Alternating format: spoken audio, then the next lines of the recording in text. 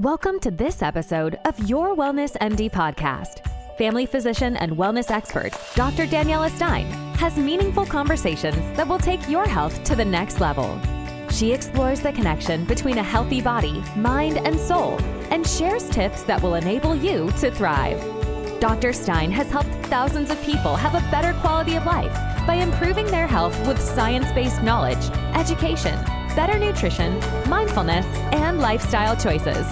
Join us today, empowering you to live your best life with optimal health.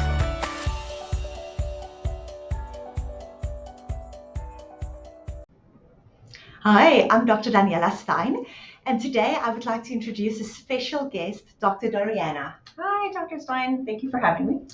Dr. Doriana is a wellness coach. She's an online wellness coach. She's a family physician, also here in Toronto, and she's been incredibly successful with helping women like us lose weight and stay at their ideal weight, which is incredible. Congrats on that. Thank you. And we want to share that with you. When I heard about her success, I was like, I have to share this with my audience because we get so much emails, and direct messages from you guys saying that you feel like you're just always yo-yoing through life. You might be, for that Mexico trip, work out very hard, work with a personal trainer, lose weight, and then you just gain it all back again. Right. So tell me a little bit about yourself, Dr. Doriana. You studied medicine here at McMaster. Yep. I studied medicine at McMaster here in Hamilton, and then I practiced in a family. I had my own family practice for 15 years.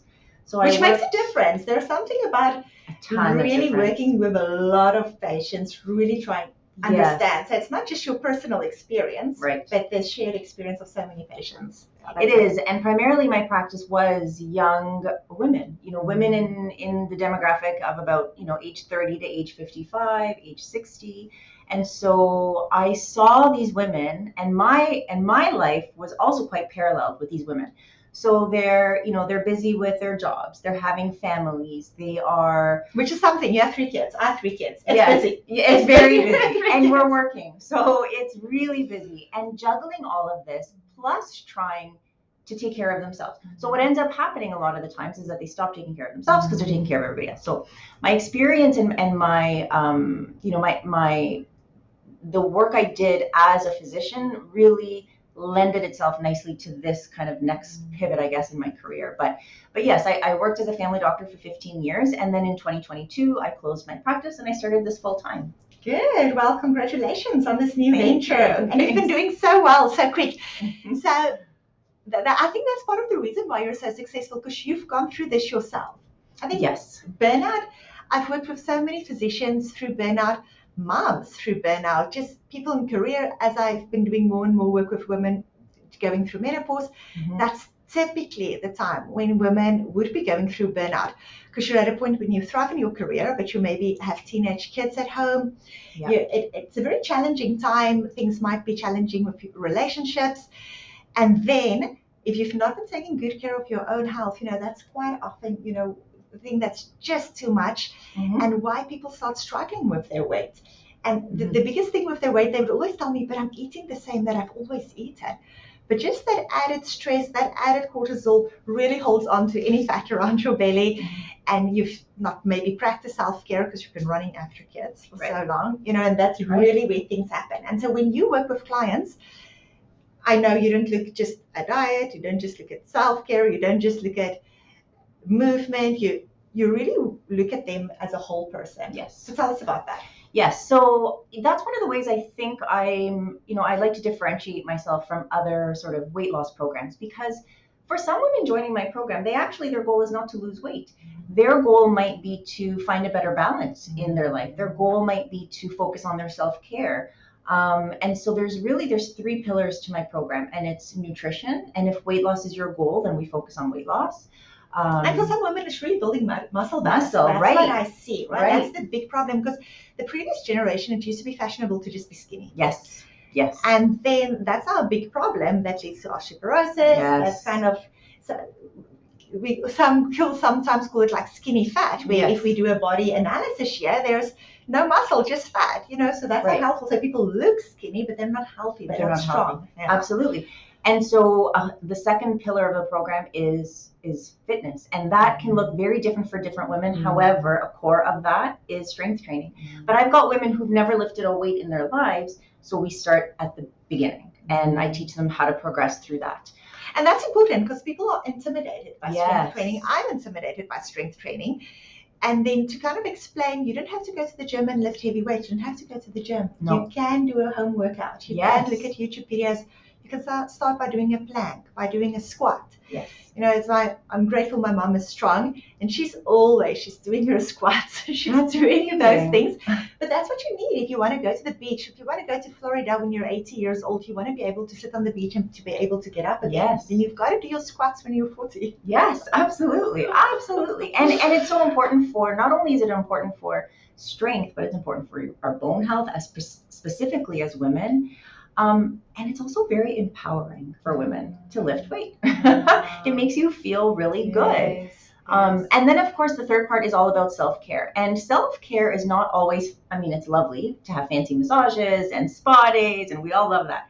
But self-care can be very, very, very internal. So it includes how we talk to ourselves, what that inner voice is saying. That's a big thing. Mm-hmm. It's not that it's also that. That's a big thing, because no amount of massages and spa days will help if you, because people would often say, cut toxic people out of your life. But I find quite often the most horrible person to yourself could be you. It's true. Right? Yes. And then if you're constantly criticizing yourself, then your body is going to think that you're not good enough. You know, your body hears every word that goes on in your mind. So that's quite critical. Yes. It's your thought process. Yes. And some of those messages are very deeply ingrained, right? We've been having them even maybe sort of subconsciously since we were little. Yeah. And so we dig deep to sort of address some of those really, inner kind of critical thoughts. That's what helps with coaching, is to identify them. Because a lot of us don't even know that we have those thoughts. Right? If you don't know you have those thoughts, then you can't address them. So I think the first would be that self-awareness. And that's something that you teach people. Do you teach people to journal? Yes. So journaling is part of it. I know not everybody loves to journal, but you know what I've discovered too in the last year of doing this is that there's different ways of journaling, right? It's not always about sitting and writing, spending an hour. It can be as simple as having a little notepad beside your desk. And when you have a thought, whether it's, a goal or one of those negative thoughts, you jot it down, and then you can spend some time reflecting. So I think that it's also opening our minds to different types of self-care, different types of journaling, different activities that we can do to give ourselves that awareness. What I sometimes do with my patients who are in hospital who are very depressed. So for you to be admitted to hospital with depression means that you're very depressed. And then they sometimes really just don't have the bandwidth to journal. So I would often tell them to just write a number to the day, with 10 out of 10, the best day ever, and then 0 out of 10, like a horrible day. And most people, everyone can do that, to write a number. Yeah. And that's often helpful if you maybe start with your coaching journey. I do it for people when they maybe start on an antidepressant, but you can use the same principle when you start with your coaching journey. Go buy yourself a beautiful journal. Yes, that's what I tell them. Actually, the first week I say, go buy a nice, beautiful journal. Yes. It doesn't have to be expensive. You can go to the dollar store. Yes. You can get a beautiful one at Indigo with nice leather bound. And then even if you don't have bandwidth for anything else, just write a number. And then if you notice then through whatever your journey you're working through, whether it's your coaching journey, how maybe in the beginning you'll just have a number, and then you'll have better numbers, and then you'll have more words, and then you'll identify more things. And as we get more in touch with ourselves, we can we start to recognize things that, I'm having a horrible day because that person said that thing. Right. And then as you develop more emotional intelligence and more maturity, you'll start to realize that person said that horrible thing because they're hurting. Hurt people hurt other people. Right. So, and then it's so much easier to not be offended or not to have that make your day horrible, right? Because it's that person's problem. It's not really your problem, but you can't get to that if you don't start with becoming self-aware. Yeah, I love that idea of the number, actually, of the scale. That's really, really clever. I like that. And then, but I think with the majority of your clients that you work with are like CEOs, high-end level people want to up their game. So that's typically people who has the bandwidth to maybe write a little bit more. Yes. Yeah. And it's paying attention to those thoughts, but it's also, I think there's magic in, so I do private coaching, I do semi-private coaching, but my big thing is group coaching. And it's awesome to see what happens when you have a group of women who have similar, you're at a similar, even if you're not at the same stage of life, you've kind of gone through the phases at some point. The tips that you give each other, it's like, oh, I've been there. This is what helped me. Or I've been there and this is what helped me. And that can be a form of... Very empowering. Yeah. And to have that mentor, I really enjoy that, to have friends with kids just a little bit older, or just a little bit more advanced in their business, who I can learn from. But then also, when I teach people, that helps me to reflect. Yes, yeah, absolutely. I'm like, don't be so hard on yourself. Yes. That kid is going to learn to read. That kid is going to learn to write. Don't be so hard on yourself. Your kid will eventually be potty trained. It's much. It helps if you can give that wisdom, but then also gain that wisdom. So yes, group therapy is bigger. As I learned for everything from my exam for lifestyle medicine, one of our pillars of health is your social connection. And that's our biggest problem here where we work in North America, that we're not part of a bigger family. We're not part of a multi-generational family. We don't have cousins down the street, everyone who support each other. And so social isolation is the biggest thing that our clients struggle with. Yes. And that is great if you can help people to connect with other people in the same journey. Yes. All right, because it's not necessarily helpful to connect with people who's just going to bring you down. You want to connect with people who also has a growth mindset. Yes. Working with a coach, want to better themselves. Right. You have similar goals, and actually, we know that people do better in those kinds of scenarios as opposed to working alone. Yes. So that's very big. Okay, so you help people with self-care. What else do you help them with? So really, I have a lot of people coming to me for weight loss, and the key is sustainable weight loss.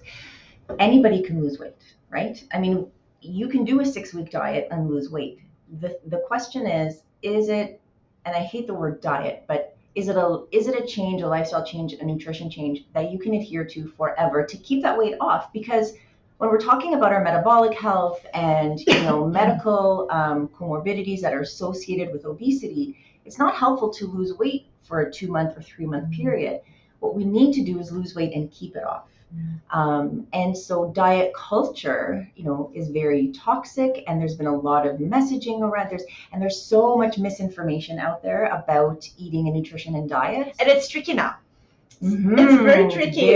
On TikTok, you see so many videos on different things, also work for different people. And everybody's an expert. And so what I really try and do on my social media page is I try to weed out the misinformation. I try to educate and give out real, factual, evidence-based information.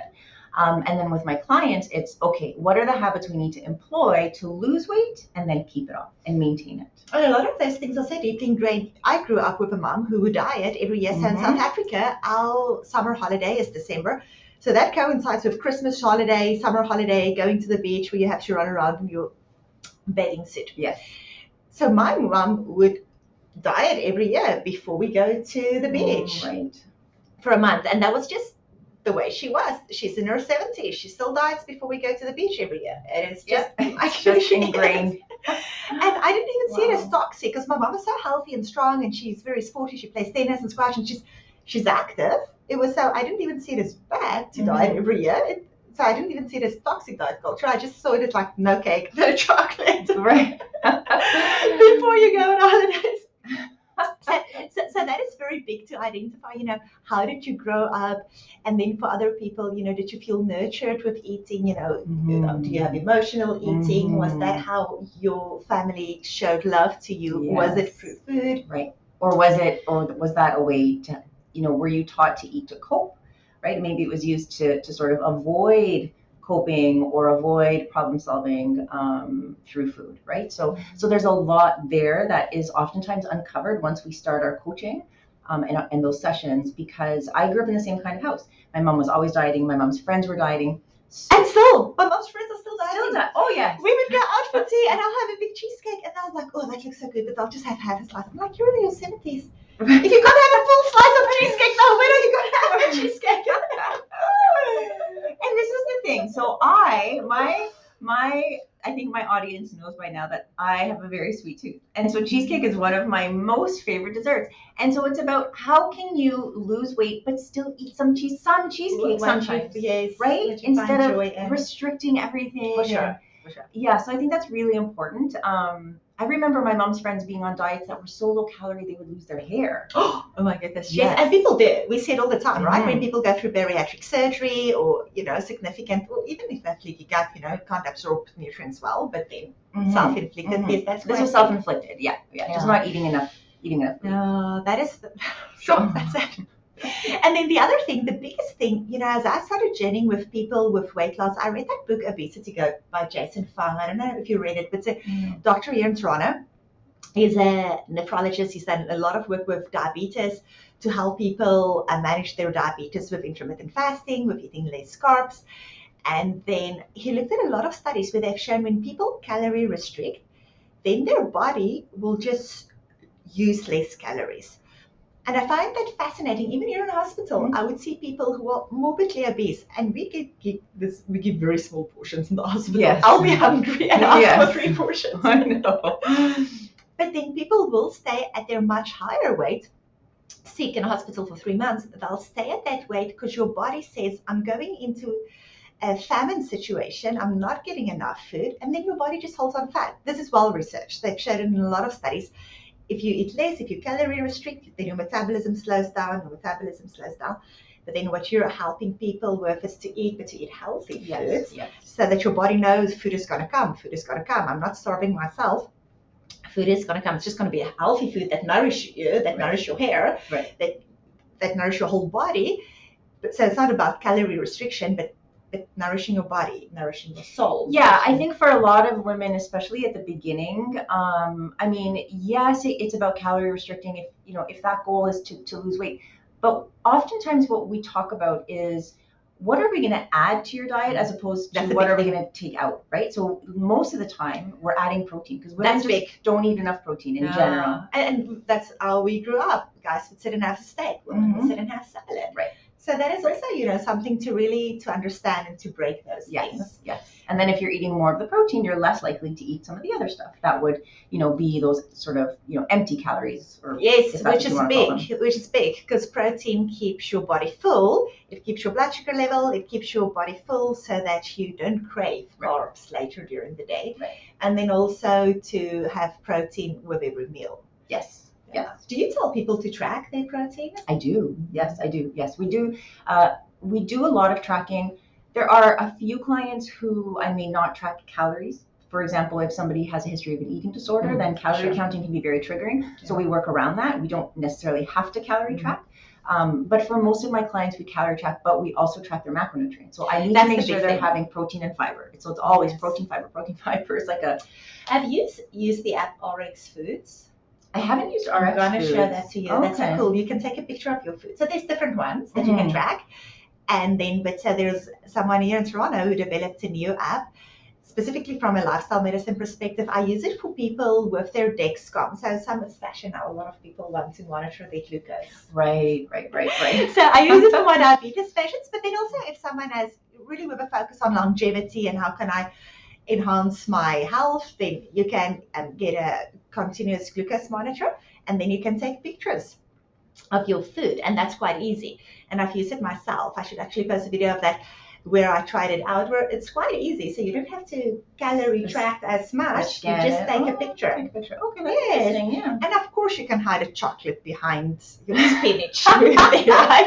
It can't see. Clever. It doesn't have X-ray vision though. Oh my goodness. But if you try to make it easy, you spread out your food and you take a picture. It is quite good at estimating how big your portion is and what you're eating, and just quickly protein. Yes. And I think you hit the nail on the head. The reason we track is not because we're trying to be very, not because I'm trying to be mean. It's tracking is a tool, and you gain a lot of knowledge from tracking. So you start to learn which foods are higher in protein, which foods are higher in fiber. You learn portion, like what are my what portions am I actually eating when I eat this much pasta? So it's very, very educating for people. Yeah. Mm-hmm. Yeah, that's very helpful. And then I found just with myself, I was using this Dexcom glucose monitor with this RX Foods apps for 10 days. And then that 10 days, if I just, because I like to graze, I would quickly put things in my mouth. And then if I want to put something, then I think, oh, I have to take a picture first.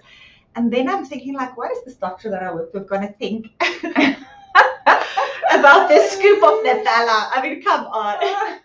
Then I would rather not do it, right? Then I would, yes. And that's accountability. Yes. Right? Which is another part Make me more aware of what I'm putting in Exactly. my And I think the word accountability, some people almost equate that with like cheating or like, well, I'm not doing, I'm not doing it on my own if I need the accountability. But the way I explain it is, you might hire a financial advisor to make sure that you're, taking the right steps for your financial health. You might hire, you have to hire a personal trainer to make sure you're doing your exercises safely. And sometimes for lifestyle changes, whether it's diet or self-care, so helpful. Accountability is not a bad thing to need it. It's, it's a resource. And it's not really needing it as much as really taking your health to the next level, right? A lot of people live without coaching and they're fine. But if you're at a point in your life where you want to take your health to the next level, you want to take your happiness, your joy, you really want to thrive through life. You don't just want to get by. Coaching is really something, it got so popular. And I didn't really understand it as much. I myself, as a family physician, didn't have success with my clients before I was introduced to coaching and have health coaches for my patients. So I worked in Alberta, a big family practice, and then we had a pain clinic in Edmonton. So when I had patients with chronic pain, we would wait 2 years, be on a waiting list for this pain clinic. And then when they get seen at the pain clinic, the first thing is they would advise them to go on a gluten-free diet for 3 months and then see them again. So I would think, oh, let's just save these patients some time while you're on the waiting list, just go on your gluten-free diets. And then people will come back the next week and they'll be, I can't do it, it's too difficult. I can't do it, it's too difficult. And then after they waited 2 years for this pain clinic, they'll go to the pain clinic, work with a coach, be completely off gluten, be pain-free, and then they'll be like, it was just mind-boggling to me. How can they have such success at this big I've had patients like on opioids, the Laudate, fentanyl patches, and they would literally come up all their pain medication with being coached, diet, nutrition, movement. It's more than just gluten. They just start with gluten. They work with a journey through a year or two. But I couldn't believe, mesmerized, how could people be so successful? And it was only until I did my training with functional medicine and then training as lifestyle medicine where I got introduced to functional medicine coaches, lifestyle medicine coaches, business coaching, career coaching. I was like, whoa, this is a game changer. So even though you might think you don't need it maybe to stay where you are. But if you want to get to that next level, I think that must be your thing. That's a really good point. I think that's a really good way of putting it. I don't think I've ever thought of it that way, but you're right. It's how do you want to get to the next level? And that's where coaching is really helpful. Yeah. Okay, so let's get back to what you do. So when you see clients, you see them one-on-one, you see them in groups. First of all, you want to break down myths. What myths do you deal with? So, well, there's a lot of myths right now. And it's hard because everyone is watching TikTok and they show me these videos on TikTok. And then I go and look and I'm like, yes, but who's that dude showing you the video? He didn't do any tertiary education. Right. And maybe the keto diet with intermittent fasting that he's advertising is working great for this 20-year-old guy. Right. It's maybe not going to work for a woman going through menopause. So, and this is the thing, right? So there's a lot of this all or nothing thinking in the nutrition and wellness space right now online. So that's a lot of the stuff that we break down. So it's not, you don't have to fast to lose weight. You can fast to lose weight. You don't have to fast. Other really common things are, I have to be on no more than 1,200 calories to lose weight. Again, that is a very sort of old-fashioned, old-school, ingrained message we've been taught. You do not have to be on 1,200 calories is not a lot of calories, especially if you're going to start to increase your movement and activity levels. So that's another really common one. The other common one is I have to do hours of cardio to lose weight, right? Whereas, I teach people actually weight loss starts in the kitchen. Your exercise has a million other benefits, but the amount of calories you think you're burning during that 1 hour exercise session is not what you think it is. And it's probably not what your tracker is telling you it is either. And I've seen that in my life. So I used to run ultra marathons always because I love running. I love all types of endurance sports, but that gives me a very big appetite. So I eat quite a bit. Yes.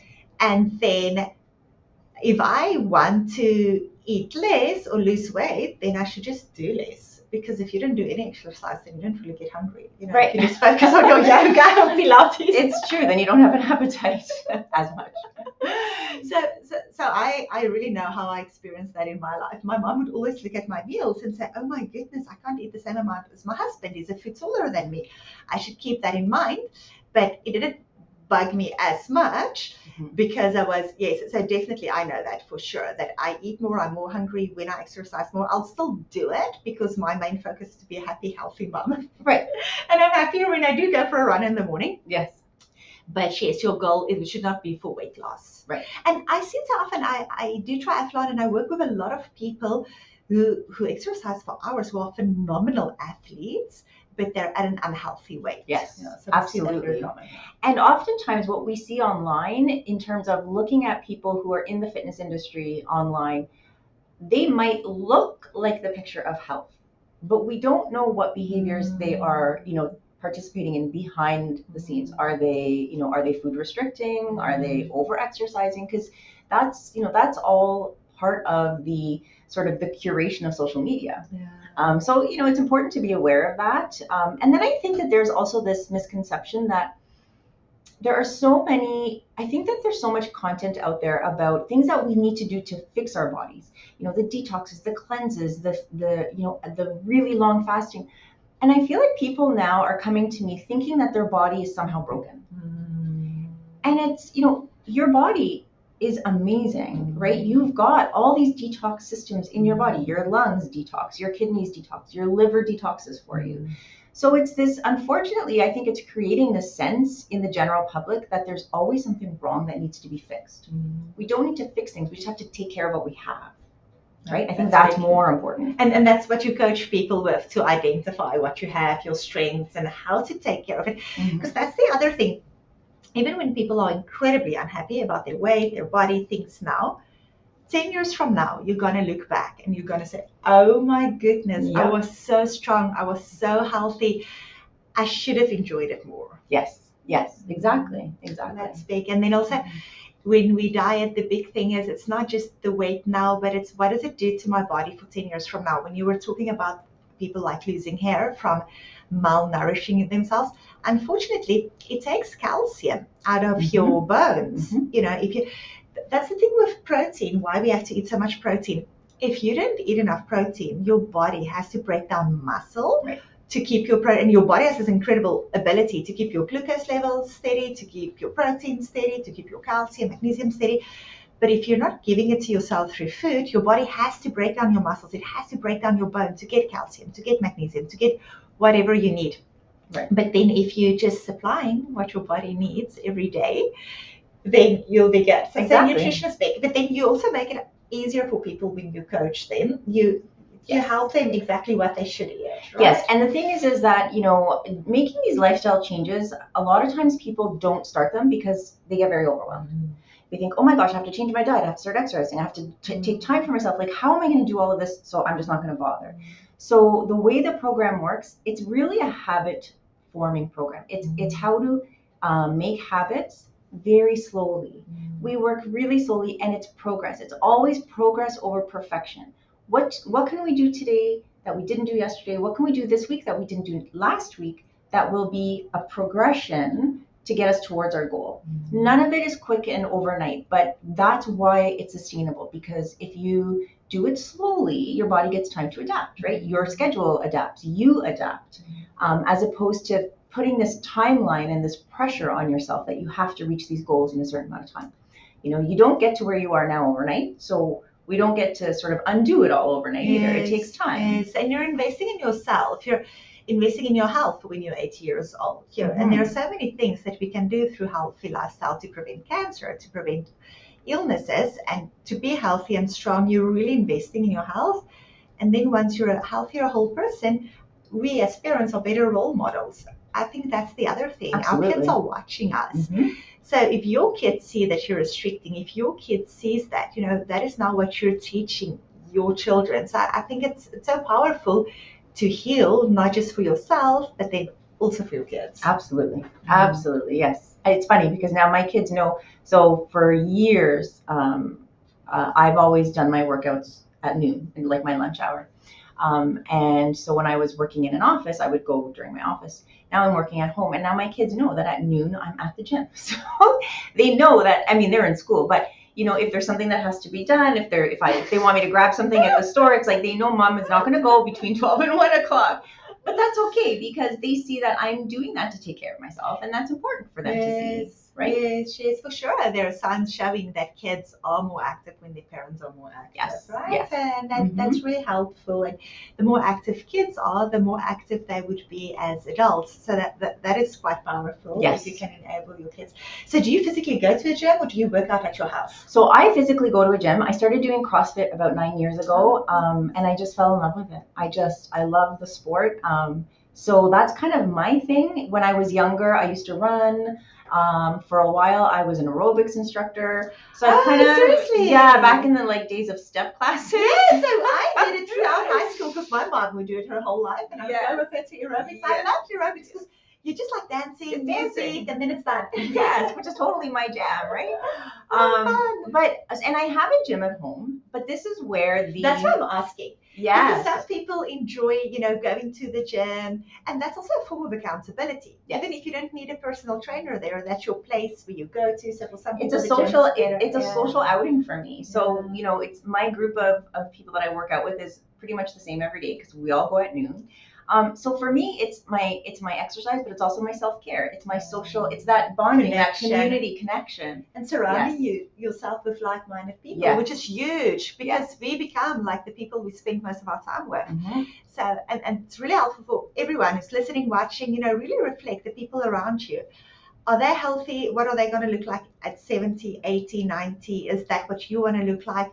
Are they going to be strong? Will they be the person who quickly runs up and down the stairs, go to the store, and how do you see yourself? Where do you want to be? So we go to goal setting. How are you going to reach your goals? Yes, absolutely. Yes. Yeah, it's long-term commitments. Yes. So I must just find a closer CrossFit place because I think that is something I will love. My sister is big. They go 5 o'clock every morning. She and her husband for CrossFit. Yes. I think that is something I will like. I started with my husband now with a personal trainer, just with our 3 kids, and we just didn't make it to the gym. We didn't make it, but that's the accountability. And that's okay, yeah. If someone shows up at your doorstep, he was there this morning, 6 o'clock at our house. Wow. My husband's not impressed. He doesn't like that. But if, you can say that you're going to do these exercises on YouTube because they're there. But we've tried that. We would set our alarms for 10 minutes before 6, and then just like, I'm just lying there like, is he going to get up? And he's lying there, am I going to get up? And then we just don't get up, yes. But if there's someone waiting at your door, you get up. Yes. And then typically also if it's home workouts, I would, after a couple of minutes, I'll say, okay, I have to wake the kids up. And then the kids will say, oh, they want breakfast, this or that. This morning, because there was a trainer, they had to get their own breakfast. Yes. And they had to get themselves ready for school, and they did it very successfully. Yes. But if I'm available, I have to do it.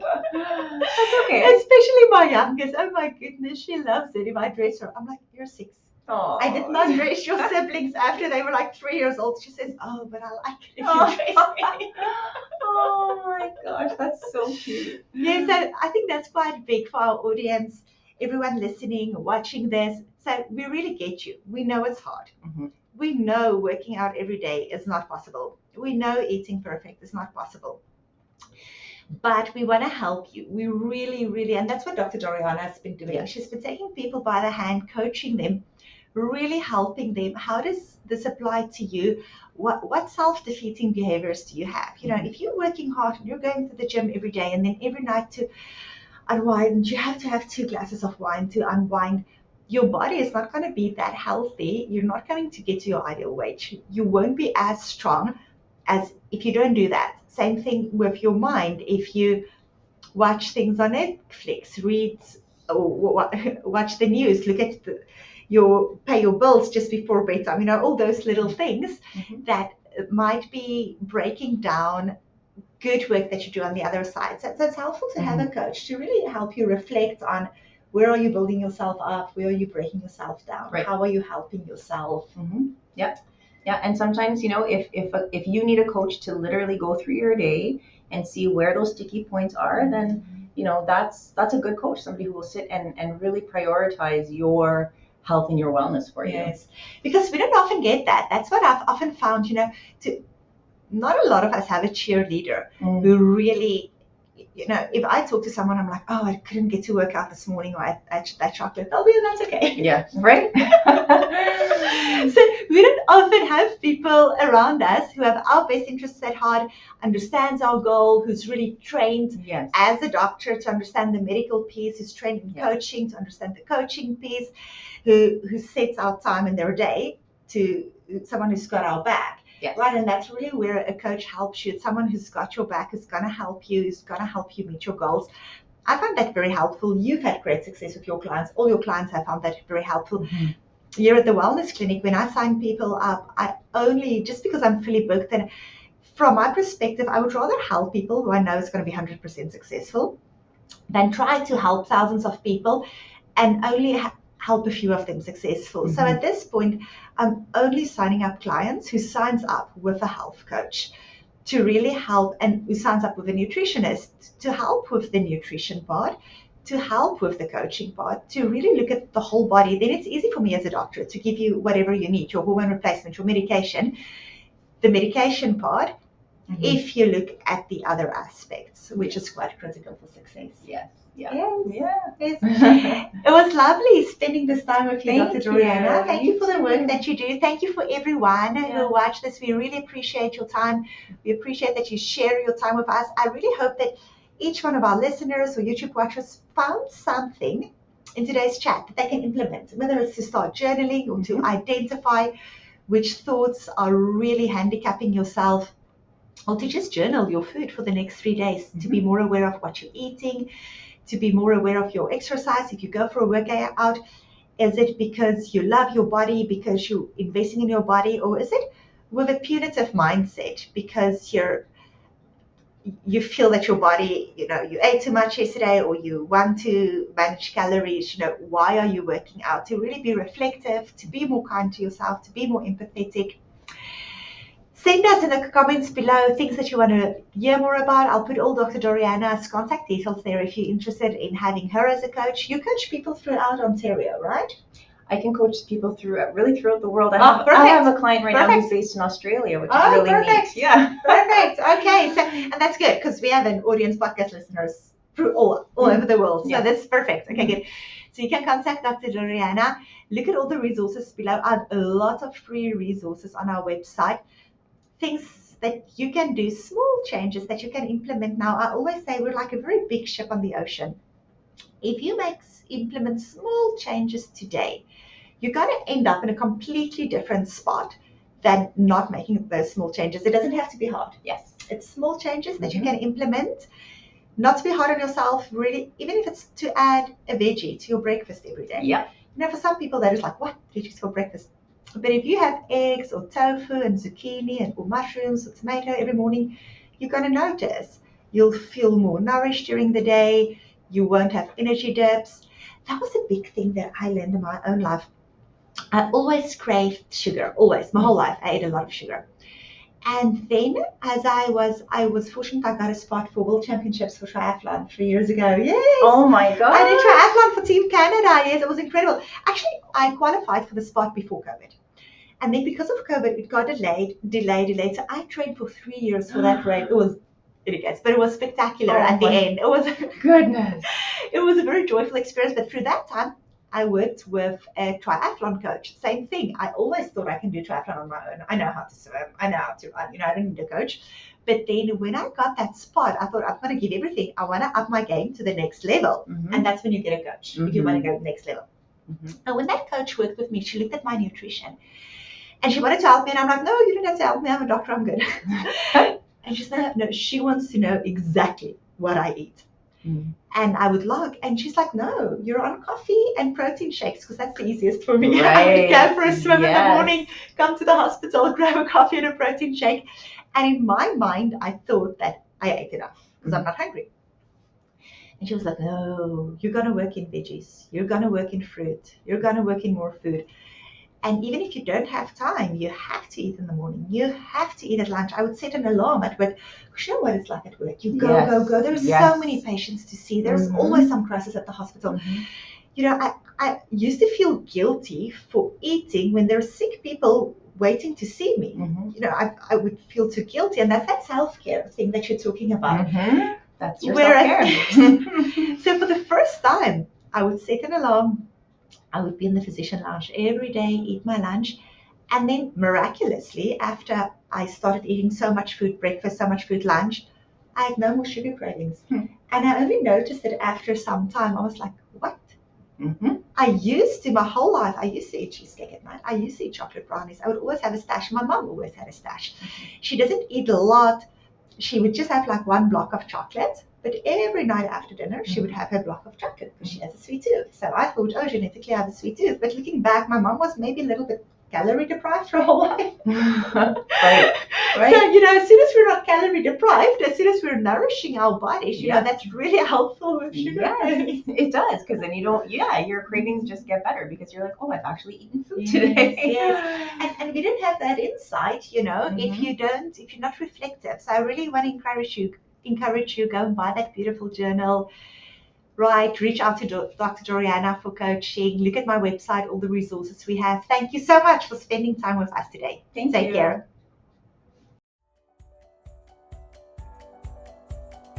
Thank you for listening to this episode today by medical doctor Daniela Stein. Follow us on social media and subscribe to our newsletter at www.wellnessmdhealth.com to stay up to date on educational resources that will take your quality of life to the next level. The content of this podcast is not intended to be a substitute for professional medical advice, diagnosis, or treatment. Always seek the advice of your healthcare provider. Never disregard medical advice or delay in seeking it because of something you have heard on this podcast. Remember, you are created to thrive.